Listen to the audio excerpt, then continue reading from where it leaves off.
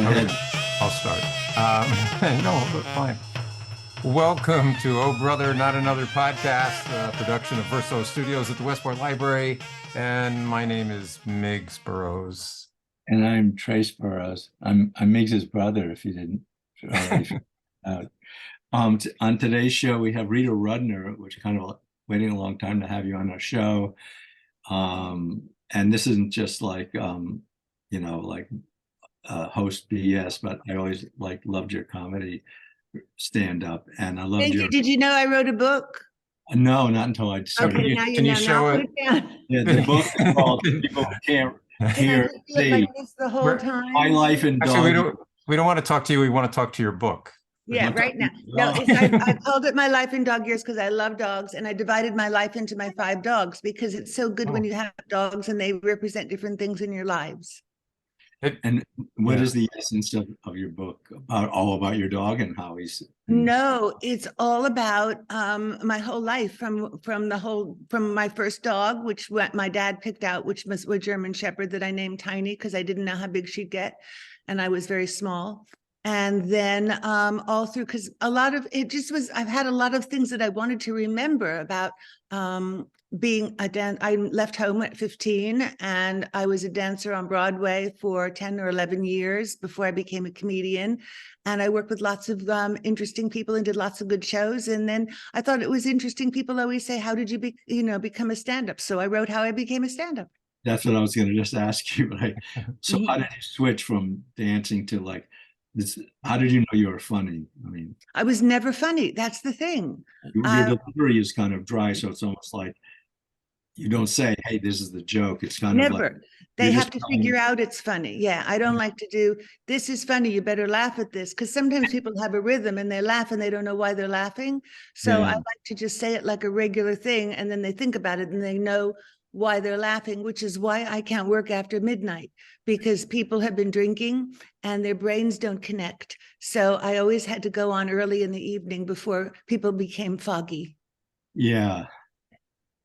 So when you were dancing, like you were in Promises, and a bunch of other plays, you weren't known as the funny dancer back? Never. I never said anything because I was very shy because I was always younger than everybody because I started my first Broadway show was when I was 17, and I did Broadway till I was 27. And so I was a late talker. I was 27.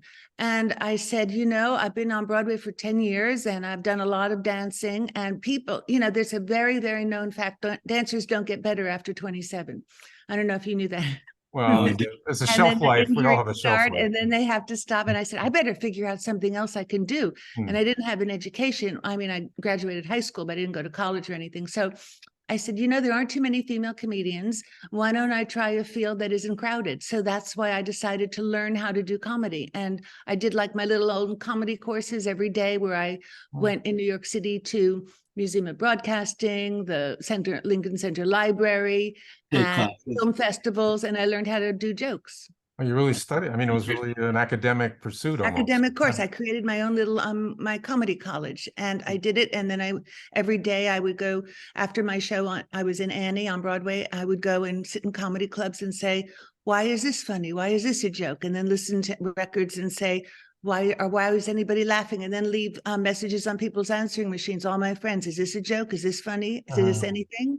And then gradually you get there if you keep going. You studied it. Yeah. Yeah. And you ultimately have to trust yourself that it's funny now, right? Or do you still do calls in the middle? The audience. I don't use my friends or my husband or anybody. I just use the audience because, there's nothing more honest than an audience, because an audience never gets together before the show and says, let's laugh at that. Let's not laugh at that. So it's an instinct. What happens if you're some part of the country where they're not very sophisticated and you tell a cool joke when they just look at you because... Yes, I judge my audience and I know what they're going to like and what they're not going to like. So, you don't do certain jokes, when I work in, when I work for a Jewish organization, I can do Jewish jokes because I'm Jewish and they're Jewish. But if I do an audience where it's lot of mixed people, which is always the best audience when they're people from different religions, different backgrounds, different walks of life. That's always the best audience. You can't do jokes that are that specific. You have to do jokes that are a little bit more general. Right. So I've heard comedians talk about that's a good room, that's not a good room. I like playing this because it's a good room. Is that a myth? Is there really such thing as a good room? I mean, not people, but a room. Yeah, because you have to be close together with a low ceiling. And that's a comedy club. I recently I agreed because a friend, I get asked to do lots of benefits all the time. And one of my friends asked me to do a benefit, and they told me, it was 500 people and it was raising money for a good cause. And I said, okay. And they just told me a few days ago, oh, and it's outside. I said, oh my God. That's a big Nothing is ever funny outside. You can't, because the laughter dissipates and it's just awful. But I already agreed to do it. So I gotta try to be, and it's outside at night, and anyway, this is what I got myself into, so I deserve it. So side question. But what's a good room where I'm going to play at the Ridgefield Comedy Playhouse? Playhouse. I can't wait to come. Right. And that's the best audiences are theater audiences, I said, because they really, really wanted to come, because it's not easy. It's not easy to leave your house and get into traffic and find a parking spot and sit next to a stranger. And, they really wanted to be there. So those are the best audiences. That's on the 26th. When am I there? I think I'm there April 26th. 26th, and then you'll be, if people want to go down to New Jersey, you'll be at the Red Bank at 27th. And if they want to go to Philly, you'll be on the Philly at the 28th. You got it all, because when I go cross country, I don't go cross for just one show. They have to put 3 or 4 shows together because it's too long. I don't want to do it unless there are 3 shows together. So they did it for me. And then Martin, my husband, sometimes he comes with me, but only really if it's like if it's London or Hawaii or Australia. And he didn't want to come to New Jersey and Connecticut. Nobody wants to come to New Jersey. Well, I do. I love New Jersey. I've been there quite a bit. I started my comedy roots with Jerry Stanley Comedy Clubs, who was this old comedy booker who's in my who's in my book. And it used to be 3 comedians in a car, and it was the headliner, the middle act, and the bad comedian who had a car. Wait a second, I'm going to cough. Okay. So let me ask you this. If you don't remember what I'm about to ask you, I won't be offended. You and me worked together for a short period of time. Where was that? Animation was hot. It was after South Park. I did something from Margaret Cho and Howard Stern, and you had an idea for a series, and I said I would do the presentation. Wow. Well, thank you. That was a good presentation. I remember that. And it was I remember Martin and I, because Martin is always the one with the ideas and the follow through, and I'm the scatty one. So he had an idea for an adult animation show, right, where they weren't kids, and everyone said that will never work. It has to be kids. You're not going to do it, and so we didn't get. And then now there's just loads of animations with adults in them. So who knows? Who knows? Yeah. Well, thank you for doing that. That was a very nice job you did. Sorry that didn't pan out for you. Oh, please. I have a whole litany of things that don't pan out. They're in my book. Were you ever, speaking of adult animation, were you ever on, was it Dr. Katz? Did you ever do No, but I'm a friend of Jonathan's, and I did Dr. Katz. Oh, you did? Oh. Yeah, that's another one. He got a very successful show on Comedy Central, which it was a very, very good show. Yeah, I loved this show. Yeah. Yeah, but that was more specific. It was more was really innovative, a reality kind of a show with real people who were comedians. Yeah, no, that was cool. This is a weird hypothetical question. So you know how they do desert island discs? If you're trapped on desert island, what CD would you take with you? So let's say there's a comedy cruise sinks, and you and one other. You survive and you go to a desert island, and there's one other, you can pick from one other comedian to open for you on the desert island. It could be a newcomer, it could be up and coming. I don't, that's so silly because I don't watch any comedy. Oh no. So it would be one of my friends, It Oh. would be a friend I'm working with, who I've known forever, who's one of the funniest people in the world, Larry Amorose. Oh, mhm. And we worked together from 40 years ago, and I just had a meeting. We're doing a new project with him, and he writes for Barry Manilow, and he wrote for Joan Rivers. So I would go with my friend, because if you're on a desert island, don't you want to be with your friend? Yeah, exactly. Yeah, that's And good. my friend Louis Anderson, we always got along great, and I would always want to be with him any place. Oh, Yeah, yeah. have you done comedy on a cruise? Oh, there's nothing funnier than being on the road with Louis Anderson. Yeah, we had a great. You enjoyed your cruise stint, your gig on a cruise. Yeah, because it's a fantastic way for me to get a vacation with my family, because my daughter and my husband come. We're doing she couldn't come with us because I have another cruise that I'm going to Hawaii in October, I think. But she loves Hawaii, and we're taking her to Hawaii without me doing a cruise, because I don't go anywhere unless I work. But I am doing a comedy club in Hawaii called the Blue Note, which is really fun, and it's in the same hotel. So convenience, and I like convenience and money. Those two things. Do you like that? Convenience and money? Yeah, Yeah, I like that. they go together like a horse and carriage. Yeah. Yeah, I know. So that's what's happening. She's turning There's the- 21, my little girl, and we have to go Oh. to Hawaii with her, and we're having some family join us there. So it's going to be fun.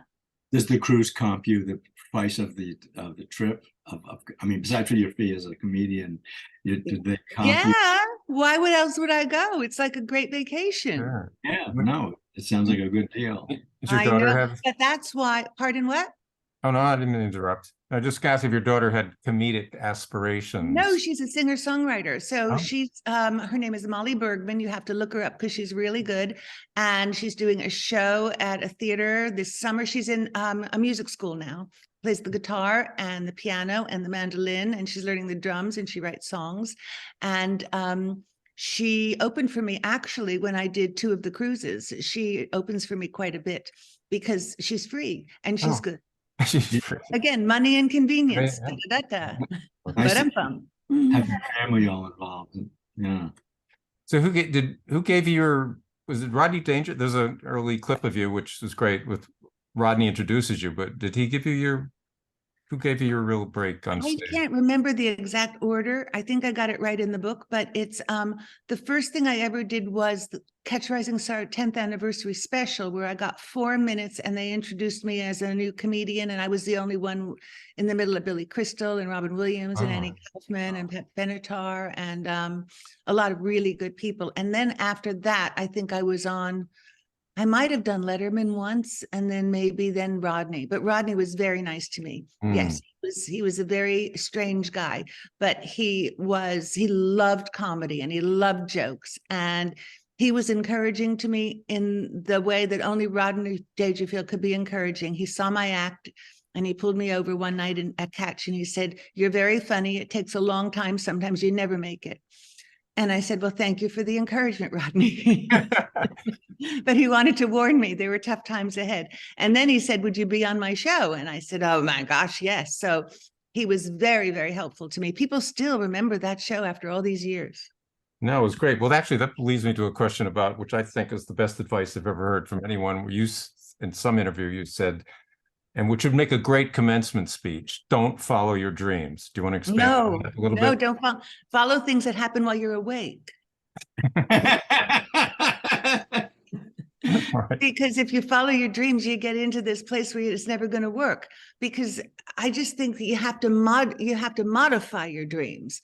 You know, if at this point, if I wanted to be an astronaut, no, it's not going to happen. I wanted to be a ballerina, but I didn't have the right feet. And there's no way I'm going to get the right feet. So I said, well, I like dancing. Why don't I take jazz? And then, you know, I started taking acrobatics and tap and modern, all the different types of dancing so I could be ready. I do the little bits of advice in my book too about, because I tell you the things I've done right and the things I've done wrong. And you have to get ready before the opportunity. A lot of people wait for the opportunity and then, oh, now I'm going to do this. No. Like Martin and I, when we wrote our first movie, which was Peter's Friends that got made, we had been writing movies and going to film writing classes for a good 5 years and writing movies. So when we got the opportunity, we were ready to write a movie instead of saying, oh, there's an opportunity, I better go to film class. Better figure it out. Yeah, right. Yeah. So but what about people who are delusional, and think like, I can't help them. They're on their own. I have a friend who's 75 who thinks she's going to be on star on Broadway. She's on her own. I've tried to tell her, work in a flower shop. She won't listen. Yeah. Where did they gown? How early on was that right out of the box? You started wearing gowns, or was that become, No, I was, when Martin, my husband, because I met him because he hired me and I slept with him, so I should really be suing him. He saw me on stage and he thought it was funny, and he hired me to do a show in Scotland in the Edinburgh Festival. And then I did shows for him in London and Australia. And he said, people are going to be looking at you. Why are you dressed like a Jewish cowgirl? And I said, because I was in my Ralph Lauren period where I was wearing boots and I looked like, I was just coming in from the farm. So he said, why don't you wear a pretty dress? Because people will, they're going to look at you for an hour. It was for my first HBO special, Born to Be Mild, with the first time I wore a gown. And he bought me this gown, and I'd never had a gown before. And I wore it and I wore it and I wore it till I heard in a radio show, somebody said, doesn't Rita Rudner have another dress? So I said, oh, I better go buy another one. And then it just became a thing that's kind of my signature, is I wear a pretty dress. Once I was working in Atlantic City and I said, I'm just going to try it. And I wore a sparkly pantsuit, like with sequins and everything. It wasn't, like I wasn't dressed up, but the first question, because I was asked for questions after I do my act, was, why aren't you wearing a gown? So I said, okay, never mind, I made a mistake. So in fact, I just got a gown because, you don't want to hear, but who knows? Yeah. I was going to ask, do designers send you things, or do you should? No. I delight in getting things for a low price. So I need a gown because I'm doing this other gig and I work for this woman every year, and I have to buy a different gown because they've seen me and they take pictures. So it's coming up. And Martin and we had a meeting and I didn't have the right anyway. So I was out of town and I had to buy a thing. So I go to the store, Saks off Fifth, and there's one gown on the designer rack, and it's got all these different prices on it. And it starts at $4,000. and then it goes down to 2 to 1 to 9. And I said, well, my thing is, you have to ask people to scan it to see what price it really is. So I went up to the register and I said, this has 4 different prices on it. Could you just scan it for me and tell me the real price? And including tax, it was $241. So I'm very excited. I bought a $4,000 dress for probably 230 something, because that was including tax. Wow. Yeah. I'm very excited. Yes. So that's my kind of excitement. As you can see, I live on the edge. Well, I'm going to give you something else to be excited about. So in one of your recent things, you talk about your anxiety about the internet and the cloud. And I'm going to show you right now where all your data is. There it is. I love it because I love anything that sparkles. Yeah, look at that. I love it. That's where my things are. Hello. That's all your data is in there. That's all my data right up there. I should get one of those. Yeah, you can get them online. I don't do anything, and I know I should, but my audience is older anyway, and they don't care. So they know me, and they come, and then they relate. But it's very relatable. We laugh and we talk about things we don't understand. Exactly. Well, how many years were you in Vegas with that residency you did? I think I was 6 or 7 years with my own room at New York. And then it's also in my book, whenever the head of anything changes, they always change everything around it. So a new president came in and wanted a different kind of a show. So I went to Harrah's for 3 years, and then the Venetian for 3 years. So all in all, 6, 7, 8, 9, 10, about 12 years I was in Vegas, and it was perfect for me because I wanted to stop traveling and I wanted to be home to raise my daughter, and I wanted to be with my husband. So in Vegas, I went to Vegas to live a normal life, and people usually go to Vegas to live out their fantasies. And there I could take a car to my show and the audience took a plane. So the audience was jet lagged and I was well rested. And I was able to bring my daughter to school in the morning and be there because she'd go to sleep before I went to work. And it was perfect. I loved it. Yeah. So when you're doing that kind of thing, are you constantly refining your, I mean, do jokes have a shelf life? Well, in Las Vegas, I mean, there's people that probably want to come to see you again and again, but that's fine. No, because that's another thing. The audience changes every night, but I always try to write new jokes because I have so many people who come to see me over and over and over. So yes, every time I go on stage, if I don't try something new, I feel like I've failed, even if I do really well. But some people want to hear the old, like the I always leave men a in few of the old tennis. ones, and then I ask for questions. And Oh. it's like Frank Sinatra. They say, "Do pillows," and I go, "Okay, I'll do pillows." So Once I had somebody say at the end of my act, I asked for questions, and she said, "Why didn't you sing People?" And I said, "Well, who do you think I am? What show oh are my you?" God. So I hope she enjoyed herself because I didn't sing People. Well, somewhere somebody's asking Barbara Streisand to do the tennis joke with That's men. true. Do the In another interview, you attribute part of this sort of, I don't know what you call it, a combination of sensibilities. Your dad was cynical and your mother was silly. So how does that turn into Rita Rudner?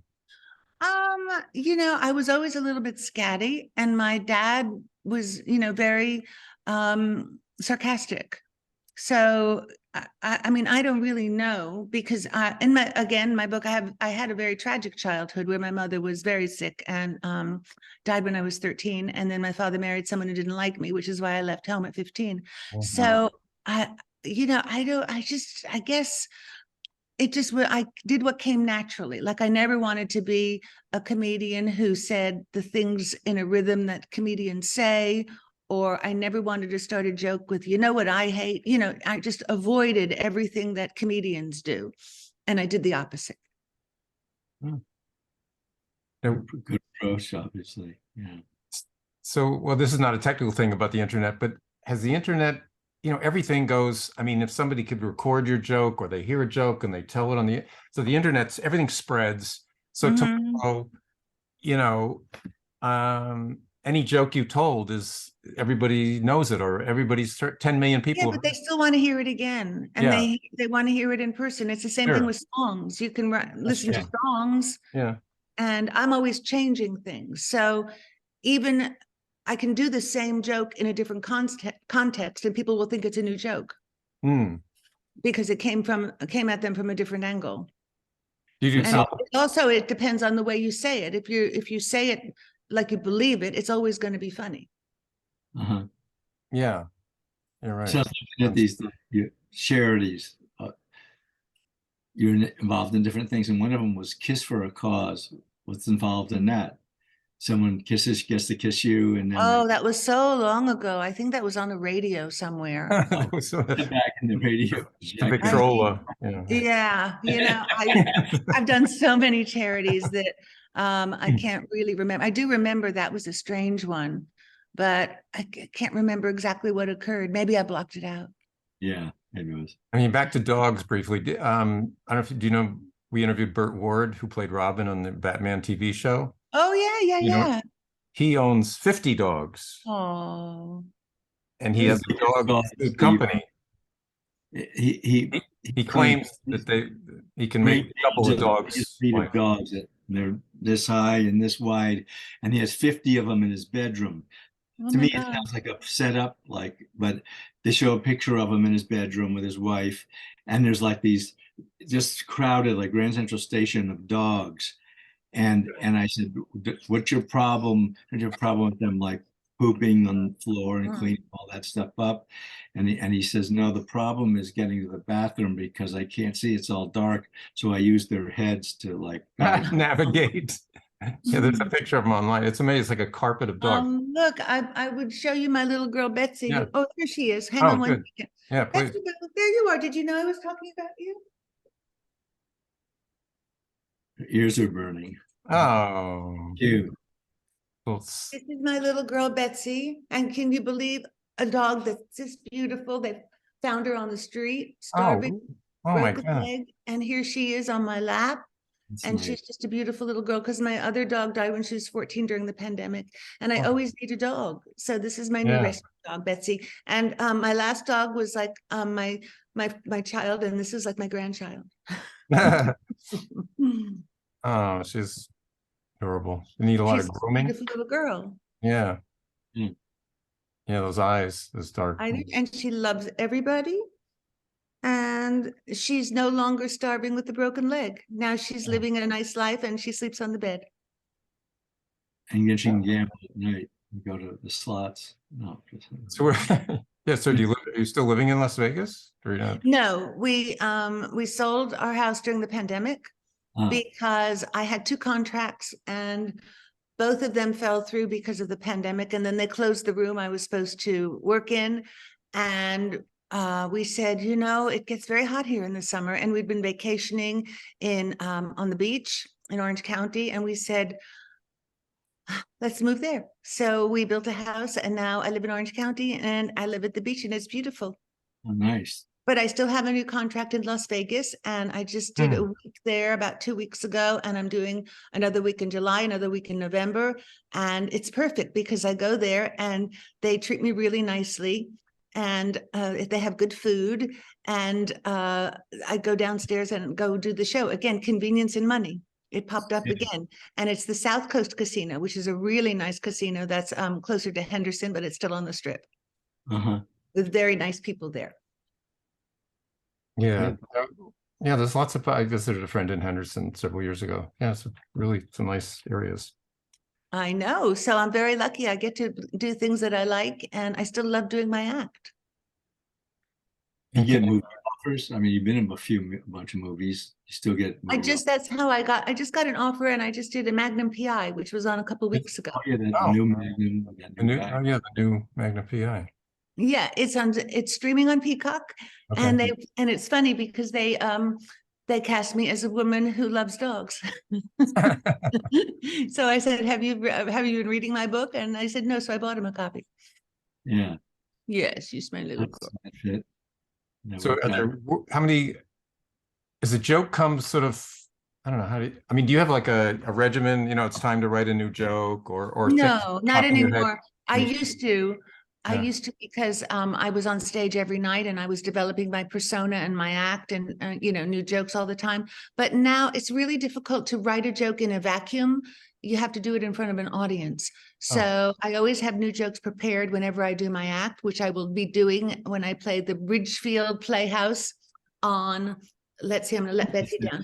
Ridgefield Playhouse on April 26th. Yeah. Yeah, but Louis Anderson told me, I used to have carry notebooks, which I still do, but Louis Anderson said, Rita, come over here, press notes on your app. This is what you do. He coached me through. He tried to teach me about Instagram, but I refused to learn because he loved social media and he did it all the time. And he always tried to get me to do it.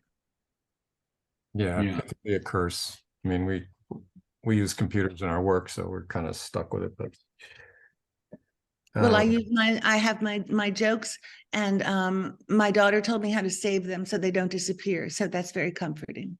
Yeah. Well, so the husband and daughter who tells me they tell me how to do things. Yeah. So well, my daughter tells me how to work a smartphone. Yeah. As mom, every picture I take has my finger in it and I don't know why. Yeah, right. Yeah, why hasn't anybody done like an album of thumb pictures, or finger, I could do one by myself. The best of, the best of Rita's index finger.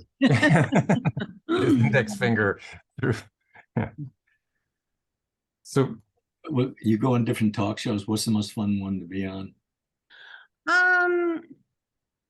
They're very, I don't really like them. They're a lot of pressure because you only have 5 minutes to prove yourself. Yeah. You better be funny. So they're not really fun. They're work. And I know that, I'm glad that I get on them sometimes, but it's a little bit more pressuring when you're a stand-up. Stand-up is my favorite thing because you get to have, an hour and 20 minutes and you can have peaks, you can have valleys, you can go on tangents, you can do anything you want. But it's when you're on television, you better score right away and it has to be perfect. So it's not fun, but it's work and I'm glad to have done it. But that's not what I call fun. Yeah. A lot of pressure. So coming at the end of COVID, I mean, did you come to any, we're all quarantined and all that, and scared to death or not. But did any life-changing pivotal decisions happen that Yeah, that's when we sold our house Oh. in Las Vegas. Okay. We just decided, if my contract gets canceled twice, I don't really want to work every night anymore anyway. Yeah. And I'm lucky where I can choose things I want to do and things I don't want to do. And Martin and I write plays, and we just did a play at the Laguna Playhouse, which was really successful. And we did that in January and February. And now we're writing a TV project with another friend. And in the meantime, I'm doing podcasts for my book, and I'm still doing my stand-up. So we're still busy. Yeah. Excellent. Well, do you want to show the book again? Is it handy? You can just. It might be right here. Oh, with Betsy on the cover too. Oh, nice. Of course, she's my latest girl. And I had my dog Bonkers, who was another rescue, and he was in my show for 10 years in Vegas because he was hit by a car and had a broken leg and was in a show and couldn't do the high jump anymore. So I put him in my act. Uh, Wow. It's me, my dogs, and my life. My Yeah. bad dates, my bad boyfriends, my good jobs, my bad jobs, my good decisions, my bad decisions. Any before we sign up, any odd little hobbies like stamp collecting or gardening, or not that they're odd, but Martin and I, we just came back last night because we play golf. That's weird. To me, that's very strange. I never thought I'd play golf, and I'm really bad, but I don't care because I like being outside and the birds, and I like the trees and the flowers, especially this time of year in the spring, and I don't have allergies. yeah. Yeah. Oh, you're lucky. Yeah. Yeah. So I think golf, that's the weirdest thing. Mm-hmm. And can you take, some people get so, I don't play golf, but some people are so stressed out. I don't know why they do it, because all they do is come back. No, I said nothing's going to happen if I get the ball in the hole. What do I care? Yeah. No one's watching. I I have fun. Martin is, he's more, he's a type double, AAA personality, and I'm not. So that's why we get along. And he hits the ball, the first shot, he goes, well, my round is ruined now. We might as well just go home, I said, well, we just had one shot. He said, yeah, but it's not good. So oh God. So I remember when I was nominated for a Grammy, my first book that I did on tape, and we went to the Grammys, and it was very exciting. And we sat there, and I was the first category, and I lost, and he grabbed me and said, let's go home. Oh. So we left after 10 minutes. And that was okay, because it was cold anyway, and I had to wear a gown, and I didn't bring a cover up. Yeah. Remember those things. That's one of my mistakes. I should have brought a sweater to the Grammys. Yeah. Well, live and learn. Okay. Yeah. And it would be much easier if you learned and lived, but I can't change everything. Doesn't work that way. No. No. So everyone come see me, and I'll Yes. be really funny, and I might wear my gown that costs $241, including tax. It's everyone 26th at the Richfield Playhouse, which is just on the road from me. And then after that, you're in different cities. Then I'm in did you say Red? Yeah, Red Bank, New Jersey, and then you're in Philly on the 28th. Red Bank, and then I'm in a casino in Philly, I think. Oh, right. Yes. So if you want to hear slightly different jokes and 3 days in a row, come to all three. Yeah, they're not that far apart, all those places. They could do. No, I won't have written a brand new act in that amount of time. Do you do topical? Do you ever like research and say, what mayor is being sued Never. for sexual harassment? Who cares? Okay. No. Okay. It's No. more general human. Yeah. No. Humanity, The next day, it's no good. And any people who do a nightly talk show should do that, but not me. Right. Makes It's sense. a politically free zone. You don't have to. Yeah. We don't have to get on different sides and start yelling at each other. Right. Yeah. All Well, right. thanks for coming on the show. It's Well, coming- thank you. Say hello to my cloud, and thank you for having me. And It was fun and here I go. information. Yeah. And thank you for doing my project that didn't work, but that's okay because it wasn't your fault. Yeah. Thanks. Thanks, Rita. Yeah. Thank you. Bye.